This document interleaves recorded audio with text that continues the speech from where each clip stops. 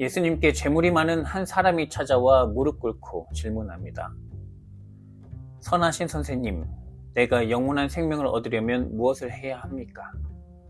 예수님의 대답은 네가 계명을 안 하니 살인하지 말라, 간음하지 말라, 도둑질하지 말라, 거짓 증언하지 말라, 속여 빼앗지 말라, 내 부모를 공경하라 하였느니라. 예수님은 일반적으로 유대인들이 잘 아는 10계명의 몇 가지를 말씀합니다. 그러자 그 사람은 이것은 내가 어려서부터 다 지켰습니다 라고 대답합니다. 부자가 율법을 잘 지키는 일은 어려운 일이 아닙니다. 작은 물질에 탐심이 생기지 않고 불법을 저지를 만한 환경에 잘 노출되지 않을 뿐더러 율법에 관한 지식을 쌓을 만한 경제력과 시간적 여유가 있기 때문입니다. 그렇다 해도 법을 잘 지켰다는 것은 칭찬받을 만한 일입니다. 그런데 예수님은 그를 보시고 사랑스럽게 여기셨다라고 합니다. 그에게 무언가 특별한 점이 있었기 때문입니다. 그것은 당시 율법을 철저하게 지키던 사람들에게는 없던 영생에 관한 관심입니다. 당시 유대 상황에서 율법을 철저하게 지킨 사람이라면 이미 하나님 앞에서 의인이라고 생각하는 것이 당연한 시절이었습니다. 자신이 이미 완성되어 있다고 생각하는 자가 무엇이 더 필요할까요? 궁금해할 것도 없습니다. 관심이라고 한다면 자신의 정결함이 훼손되지 않도록 주변의 죄인들을 감시하고 멀리하는 일이나 관심을 가졌겠죠. 그런데 이 사람은 세리와 죄인의 친구라고 소문난 예수님을 찾아왔습니다. 그는 율법을 철저하게 지켜온 삶에도 부족함이 있음을 느꼈던 것입니다. 그렇기에 예수 앞에 무릎 꿇고 선하신 선생님이라고 부르며 내가 무엇을 더 해야 하는지 가르쳐달라고 요청한 것입니다. 예수님을 보면 격분하고 죽이려 하는 일반적인 율법주의자들에게서는 볼 수 없는 그의 태도에서 예수님은 그를 제자로 삼으려고 합니다. 21절과 22절 예수께서 그를 보시고 사랑하사 이르시되 내게 아직도 한 가지 부족한 것이 있으니 가서 내게 있는 것을 다 팔아 가난한 자들에게 주라. 그리하면 하늘에서 보화가 내게 있으리라. 그리고 와서 나를 따르라 하시니 그 사람은 재물이 많은 고로 이 말씀으로 인하여 슬픈 기색을 띠고 근심하며 가니라. 예수님이 요구하시는 것은 가지고 있는 것을 다 팔아 가난한 자들에게 주라는 것입니다. 유대인들은 가난한 자들에게 베푸는 만큼 하늘에서 그에 합당한 보상이 주어진다고 믿었습니다. 자선을 베푸는 일은 그 자체로는 선한 일입니다만 그 동기를 선하다고 말하기는 어렵습니다. 가난한 자들에 대한 연민으로서가 아니라 자신의 보상을 위해서 그 행위를 한 것이기 때문입니다. 물질은 선한 행위를 할 때조차 자신에게 떨어지는 이익을 계산하게 합니다. 우리 사회의 많은 부분이 그렇게 흘러갑니다. 사랑과 예술, 친구와 연인, 자연과 아이들의 웃음도 경제적 가치로 평가합니다. 그렇게 가치를 따져가며 취할 것과 버릴 것이 정해집니다. 모든 사람이 그렇게 살아가고 그런 삶이 무조건 나쁘다고 말할 수 없습니다. 그러나 그런 세속적인 삶을 뛰어넘는 영생이라는 잡기 어려운 무언가를 잡고자 한다면 방해가 되는 것들은 버려야 합니다. 그래야만 새로운 것을 온전히 취할 수 있습니다. 예수에게서 물질적 풍요와 율법 준수만으로는 얻을 수 없는 영생을 얻을 수 있다고 믿었던 사람이지만 가진 모든 것을 가난한 자들에게 주라는 말씀은 이 부자 청년이 받아들이기 어려웠습니다. 그래서 그는 슬픈 기색으로 근심하며 돌아갑니다. 영생에 대한 호기심은 있었지만 그것이 자기가 가진 모든 재물을 넘어서지는 못했다는 것을 보여줍니다. 이후 예수님은 제자들에게 재물이 많은 자가 하나님 나라에 들어가는 것이 얼마나 어려운지, 낙타가 바늘구멍을 통과하는 것이 오히려 쉬울 것이라고 말씀합니다. 재물이 많은 사람은 일용할 양식을 걱정하지 않습니다. 여름이나 겨울이나 늘 쾌적한 실내 온도를 유지합니다. 가난한 사람들 사이에서 일어나는 비참한 현실을 세세하게 이해하지 못합니다. 대기업 총수가 노동 현장에서 왜 사람들이 죽어나가는지 이해하지 못하는 것과 같습니다. 자기 생명을 위해서 필요한 모든 것을 가지고 있다고 믿는 사람. 사람들이 선망하는 자리에서 신과 같은 대접을 받고 있다고 믿는 사람이 예수님께서 아버지라 부르는 하나님의 세미한 음성을 들을 수 있을까요? 낙타가 바늘구멍을 통과하는 것처럼 불가능합니다.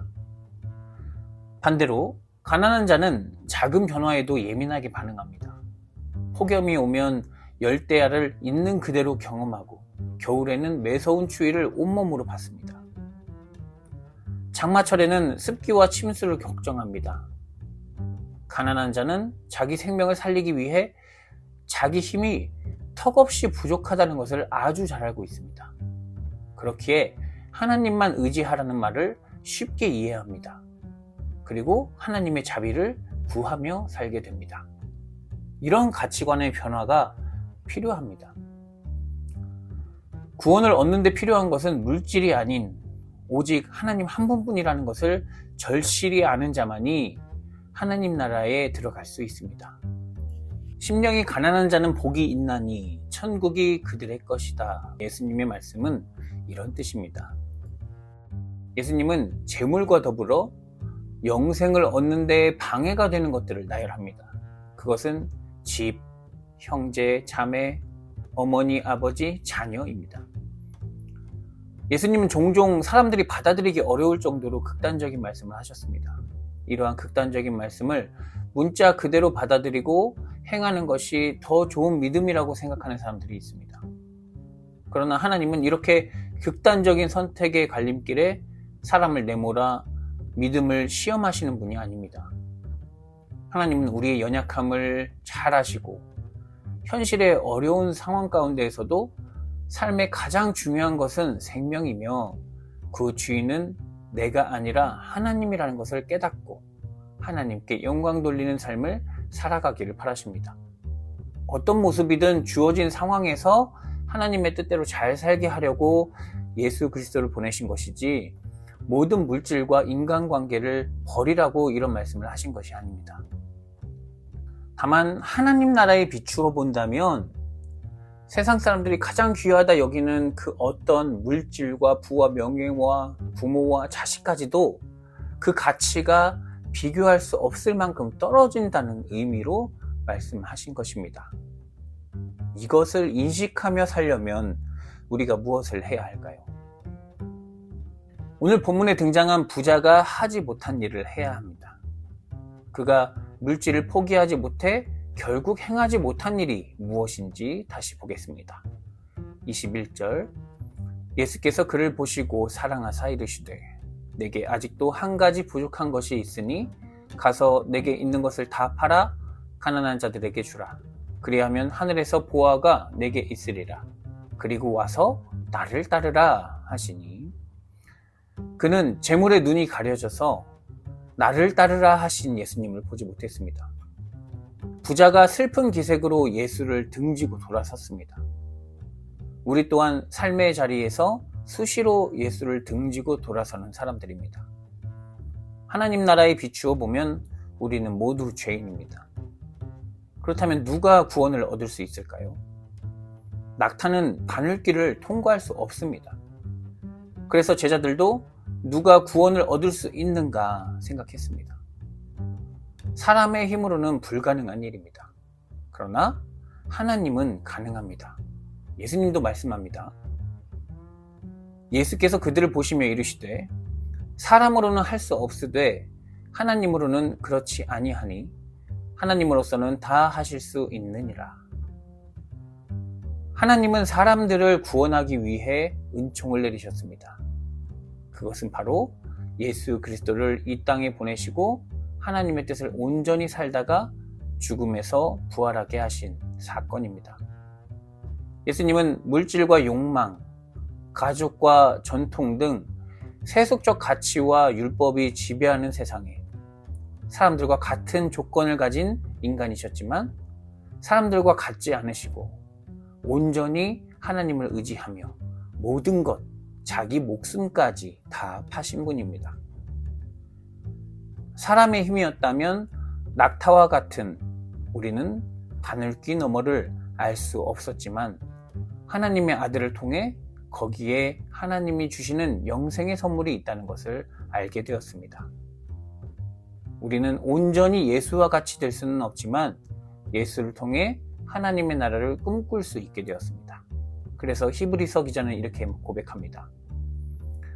그러나 우리에게는 하늘에 올라가신 위대한 대제사장이신 하나님의 아들 예수가 계십니다. 그는 모든 점에서 우리와 마찬가지로 시험을 받으셨지만 죄는 없으십니다.